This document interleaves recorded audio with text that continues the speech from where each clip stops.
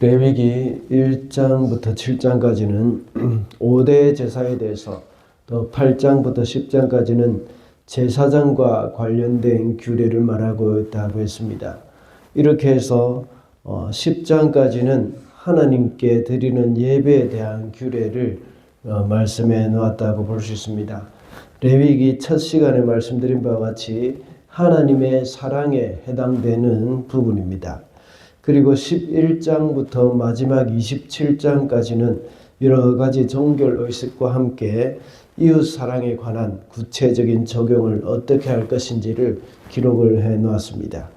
그 중에 11장부터 15장까지는 정결 규례를 말하고 있다고 했습니다. 지난 시간에 우리는 의복에 나타난 악성 곰팡이에 대한 규례를 보았습니다. 그 전에 우리가 본 것은 사람의 몸에 악성 피부병이 생겼을 때였습니다. 그때는 격리시켰습니다.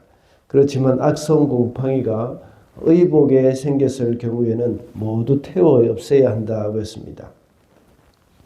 이것을 성도의 삶에 나타나는 죄와 관련해서 적용을 시켜볼 때에 죄가 침투할 수 있는 환경과 여건을 제거해야 한다는 것이죠.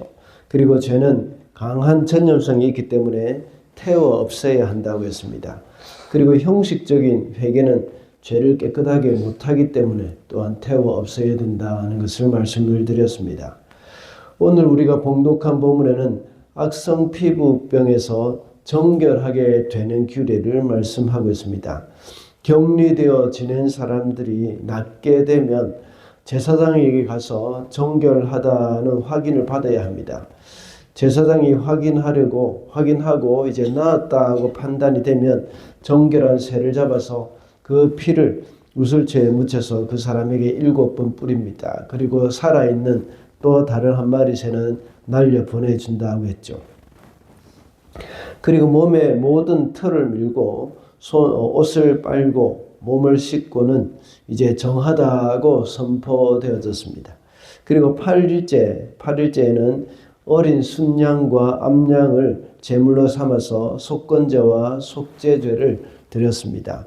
그리고 제물의 피를 이제 귓볼과 오른쪽 손가락 그리고 오른쪽 발가락에 바르고 그 위에 제물의 기름도 발랐습니다. 이렇게 해서 한 사람이 질병에서 회복되는 그 과정을 여기서 우리가 볼 수가 있습니다. 그래서 오늘은 회복의 은혜라는 제목으로 말씀을 살펴보겠습니다. 먼저 죄로부터 회복입니다. 18절 말씀입니다. 그리고 나머지 기름 곧 제사장의 손바닥에 남아있는 기름은 정하게 되려는 사람의 머리에 바른다.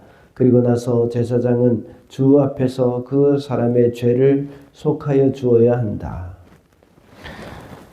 레위기서에 나오는 악성 피부병에는 많은 종류가 있지만 거의 나병과 같은 것으로 취급을 했습니다.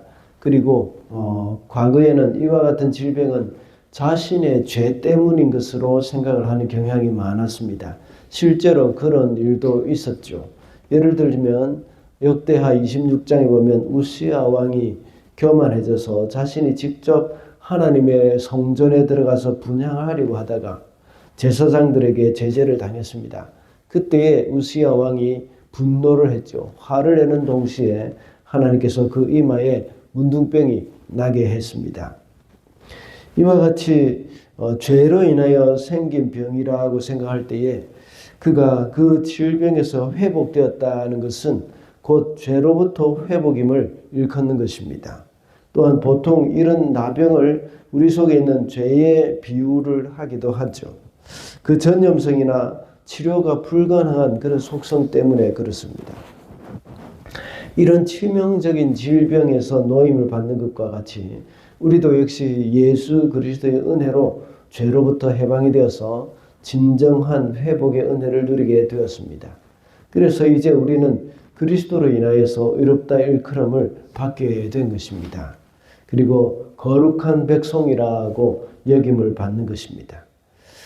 주님의 공로로 깨끗함을 받은 우리는 다시는 죄를 범하지 않도록 해야 합니다. 요한복음 8장에 보면 가늠한 현장에서 붙잡힌 여인을 향해서 예수께서 하신 말씀이 있습니다. 나도 너를 정죄하지 아니하노니 가서 다시는 죄를 범하지 말라고 말씀하셨습니다. 그 여인이 또다시 같은 죄를 범했다고 생각하지는 않습니다. 죄로부터 회복된 우리는 다시는 그런 죄를 지어서는 안 되는 것이죠. 그리고 죄를 미워하되 죄를 철저히 미워하는 그런 사람들이 되어야 하겠습니다. 둘째로 공동체로의 회복입니다. 8절 말씀입니다. 정하다는 선언을 받은 그 사람은 옷을 빨고 털을 모두 밀고 물로 목욕을 하면 정하게 된다. 그리고 진으로 돌아온 뒤에 그는 이래 동안 장막 바깥에서 살아야 한다. 악성 피부병에 걸린 사람들은 진 밖에 살아야 했습니다. 진 밖이라는 것은 이스라엘 공동체가 진을 친 그 지역을 떠나서 살아야 한다는 말입니다. 다시 말하면 공동체 안에 들어올 수 없다는 말입니다. 그런데 방금 읽은 8절에서는 정하다고 선언된 사람은 이제 진으로 들어온다고 말을 하고 있습니다. 이것은 하나님 백성의 공동체로서 완전하게 회복된 공동체 안으로 완전하게 회복된 것이라는 뜻입니다. 성경에 보면 이스라엘에서 끊어진다는 그런 말이 자주 나옵니다. 이것은 죄를 지었을 경우에 공동체에서 쫓겨나게 된다는 말입니다. 하나님의 구원의 공동체인 이스라엘 백성에게서 제외가 된다는 것은 아주 치명적인 일입니다. 오늘날 교회 공동체에서 쫓겨나는 그 출교 이것과 같은 일입니다. 물론 교회에 대해서 잘 모르거나 교회의 중요성을 모르고 사는 사람들은 이 일에 대해서 별로 신경을 쓰지 않는 사람들도 있을 것입니다. 그래서 출교를 당하면 교회를 옮겨버리는 그런 경우도 있죠. 그러나 교회가 어떤 곳인지를 알고 진정한 교회의 일원으로 살고자 하는 사람들에게는 이런 일이 치명적인 것이라는 사실을 알고 있습니다. 그래서 죄를 미워하는 마음을 가지고 다시는 죄를 범하지 말아야겠다는 다짐을 하게 됩니다. 그래서 다시 공동체 안으로 들어온다는 것의 그 소중함을 깨닫게 되는 겁니다. 오늘날 많은 그리스도인들이 공동체의 소중함을 잘 인식하지 못하고 있습니다. 물론 그것에 대해서 목회자들이 제대로 가르치지 못한 잘못도 있습니다. 그렇지만 개인주의가 강한 그런 오늘날의 이 세상 풍조가 또 원인이라고도 할 수가 있습니다. 이런 세상 풍조 가운데 공동체를 더욱더 소중히 여기는 그런 마음이 우리 가운데 있어야 합니다. 그래서 공동체 안에 우리가 살아간다.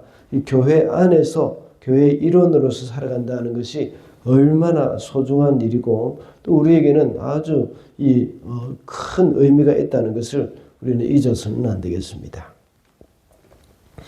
마지막으로 하나님과의 관계 회복입니다. 19절과 20절입니다. 부정한 상태에서 이제 정하게 되려는 그 사람의 죄를 속하여 주려고 제사장은 속죄 제물을 바친다. 그렇게 한 다음에 정하게 되려는 그 사람이 번제물을 잡으면 제사장은 번제물과 속죄 제물을 곡식 제물을 제단에 바친다. 이렇게 하여 제사장이 그의 죄를 속하여 주면 그는 정하게 된다. 여기서는 악성 피부병 또는 나병에 걸리는 사람이 그 병에서 나았을 경우에 여러 가지 절차가 있습니다. 그 중에 마지막이 바로 하나님께 속죄제를 드리게 되는 것이죠. 그리고 최종적으로 제사장이 그의 죄를 속하여 주게 되면 그는 정하게 된다고 말씀을 하고 있습니다. 이렇게 속죄제를 드린다는 것은 하나님 앞에 제사를 드림으로 인해서 하나님과의 관계가 회복되었다는 의미가 됩니다. 죄를 가지고는 하나님 앞에 설 수가 없습니다. 그래서 반드시 그 죄 용서를 받아야 합니다. 우리와 하나님과의 관계, 거기에서 벽이 생기는 것은 우리의 죄 때문이라고 했습니다. 이사야 59장 2절에 보면 죄가 우리와 하나님 사이를 갈라놓았고 우리의 죄가 하나님의 얼굴을 가리웠다고 했습니다. 그런데 이제 하나님과의 관계가 회복이 되었다는 것은 큰 은혜입니다. 이것이 은혜인 것은 우리의 어떤 의로움 때문에 그 죄가 용서받은 것이 아니라 속죄 제의 제물이 희생되었기 때문입니다. 그리고 그리스도의 십자가 희생으로 인해서 우리는 하나님과의 관계가 회복이 되었습니다. 그래서 이것이 바로 은혜라는 것이죠. 우리는 아무런 공로가 없지만 하나님 앞에 담대히 나아갈 수가 있게 되었습니다. 하나님과의 관계 회복의 기쁨을 누리며 이제는 살아야 합니다. 주님과의 친밀함을 누리면서 날마다 주님과 동행하는 삶을 사는 것이 우리의 기쁨이고 영광이 되었습니다. 말씀을 맺겠습니다. 오늘은 회복의 은혜라는 제목으로 말씀을 살펴보았습니다. 우리를 죄로부터 회복되는 은혜를 누리게 되었습니다. 그리고 또 공동체로서의 회복과 하나님과의 관계 회복은 우리가 참 누릴 수 있는 큰 은혜라고 볼 수 있습니다. 그래서 이제는 거룩한 성도로서 날마다 주님과 동행하며 살아가는 저와 여러분이 되시기를 바랍니다.